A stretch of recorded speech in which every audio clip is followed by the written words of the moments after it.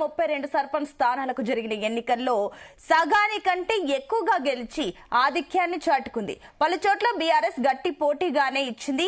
అయితే మరోవైపు గతంలో పోల్చుకుంటే బీజేపీ సీట్లు పెంచుకుంది. అధికార పార్టీ బెదిరింపులు, దౌర్జన్యాలకు పాల్పడిందని అటు బీఆర్ఎస్ ఆరోపిస్తోంది. ఇదే అంశంపై ఇవాల్టి డిబేట్ లో డిస్కస్ చేయబోతున్నాం. ఇవాల్టి డిబేట్ లో మనతో పాటు పార్టిసిపేట్ చేస్తున్నారు చరణ్ కౌశిక్ గారు, కాంగ్రెస్ అధికార ప్రతినిధి. మరికొంతమంది కూడా కాసేపట్లో జాయిన్ అవుతారు. కౌశిక్ గారు, గుడ్ మార్నింగ్ అండి.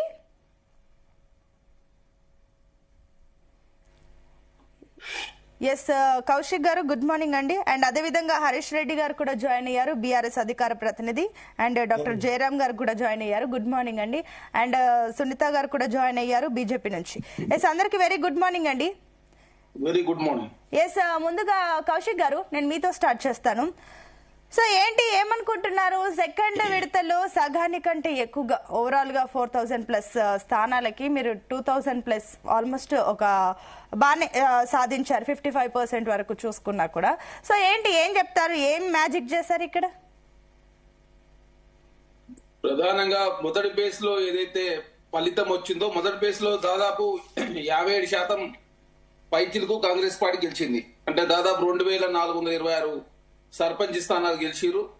4230 జరిగితే సగానికి పైగా అప్పుడు గెలిచిన పరిస్థితి మనం చూసినాం. ప్రధానంగా ఇక్కడ ఏదైతే గ్రామాల్లో జరిగినటువంటి ఎలక్షన్ లో కాంగ్రెస్ పార్టీ ఏదైతే ప్రజలకు ఇచ్చినట్టు హామీలు నెరవేర్చే ప్రయత్నంలో కావచ్చు, ముందుకు పోయే ప్రయత్నమే తప్ప. ఎందుకంటే మీరు చూస్తా ఉన్నారు, ఎలక్షన్ సంబంధించి ఎక్కడ కూడా అధికార దర్పాన్ని ఉపయోగించిన సందర్భమే లేదు. అదే కాకుండా మా మంత్రులు కావచ్చు, మా ముఖ్యమంత్రి కావచ్చు, గ్లోబల్ సమ్మిట్ లో కావచ్చు, ఇక్కడ ఫుట్బాల్ మ్యాచ్ కావచ్చు, అన్ని విషయాల్లోనే బిజీ ఉన్న పరిస్థితి మనం చూసినాం. మొదటి విడత కావచ్చు, రెండో విడత కావచ్చు. ప్రధానంగా ప్రజలకు ఏదైతే గ్రామాలకు సంబంధించినటువంటి గతంలో కేసీఆర్ గారి ప్రభుత్వంలో 2014 నుంచి 23 వరకు, అదే కాకుండా తెలంగాణ రాష్ట్రంలో ఏ విధంగా నిర్బంధాలతో కూడినటువంటి పరిపాలన అందించారు తెలంగాణ సమాజం అంతా చూసేది. ఎందుకంటే ఎలక్షన్లు వచ్చినప్పుడల్లా అధికారులు కావచ్చు, పోలీసు వాళ్ళు కావచ్చు, అధికార దర్పాన్ని అడ్డం పెట్టుకుని ప్రతిపక్షాలు ఉండొద్దని చెప్పి ఒక దురుద్దేశంతో ఆనాడు కక్షపూర్తంగా అదేవిధంగా ప్రతిపక్షాలు గెలవనిచ్చినట్టు పరిస్థితి మనం చూడలేదు. ఇక్కడ చాలా డెమోక్రటిక్ వేలో ఎలక్షన్ జరిగినాయి.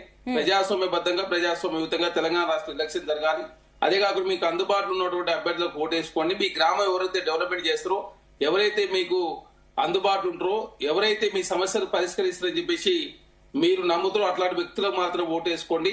ఎవరికి పడితే వారికి ఓటేస్తే మాత్రం మీకు ఆ గ్రామం డెవలప్మెంట్ కాదు, అనవసరంగా వివాదాలకు దారితీసే అవకాశం ఉంటుందని చెప్పి చాలా స్పష్టంగా ముఖ్యమంత్రి గారు కూడా అభ్యర్థించిన పరిస్థితి మనం చూసినాం. ఇక్కడ ప్రధానంగా గతంలో ఈ స్థానాలన్నీ కూడా బీఆర్ఎస్ పార్టీ గెలిచిన స్థానాలన్నీ కూడా కాంగ్రెస్ పార్టీ ఈసారి గెలుస్తా ఉంది. ఎందుకంటే గతంలో బీఆర్ఎస్ పార్టీ 9 సంవత్సరాల కాలంలో 2 సార్లు ఎలక్షన్ జరిగితే ఆ 2 సార్లు ఎలక్షన్ లో ప్రతిపక్షాలను నిర్వహించే ప్రయత్నం ఆనాడు బీఆర్ఎస్ ప్రభుత్వం చేసింది. అదే కాకుండా వారికి సంబంధించినటువంటి సిట్టింగ్ స్థానాన్ని కూడా ఇప్పుడు బీఆర్ఎస్ పార్టీ కోల్పోతున్న పరిస్థితి మనం చూసినాం. ఏదేమైనా కూడా రెండో విడతలో కూడా 57% పైగా కాంగ్రెస్ పార్టీ అభ్యర్థులు గెలిచారు. ప్రధానంగా మీరు అంటున్నారు కదా బీఆర్ఎస్ కొన్ని సిట్టింగ్ స్థానాలు కోల్పోతుందని. ఈవెన్ మీ సైడ్ సొంత నేతలు, మంత్రులున్న ఇలాకాల్లో కూడా ఓడిపోతున్నారు కదా, మరి దానికేం చెప్తారు?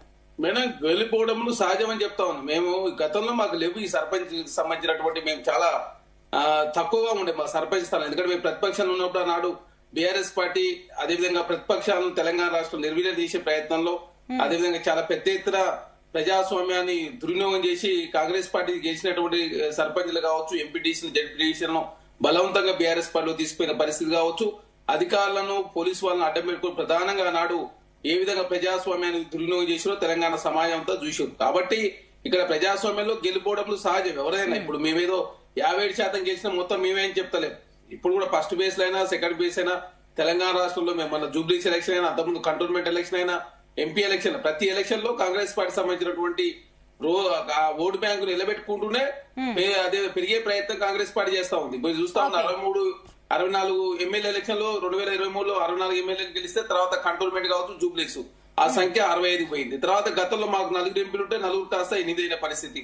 తర్వాత గ్రాడ్యుయేట్ సంబంధించినటువంటి అదేవిధంగా ఎమ్మెల్సీ కూడా గెలిచిన పరిస్థితి. కాబట్టి ఒక్కొక్క ఎలక్షన్ లో ఒక్కొక్క విధంగా ముందుకు పోయే ప్రయత్నంలో ప్రజలకు ఇచ్చిన హామీ నెరవేరుస్తూ ప్రజాస్వామ్యయుతంగా ప్రజాస్వామ్యబద్ధంగా ప్రజాస్వామ్యం లోబడి ప్రజలంతా ఉండాలి, గ్రామాలు డెవలప్మెంట్ కావాలని చెప్పి ప్రభుత్వం భావిస్తా ఉంది.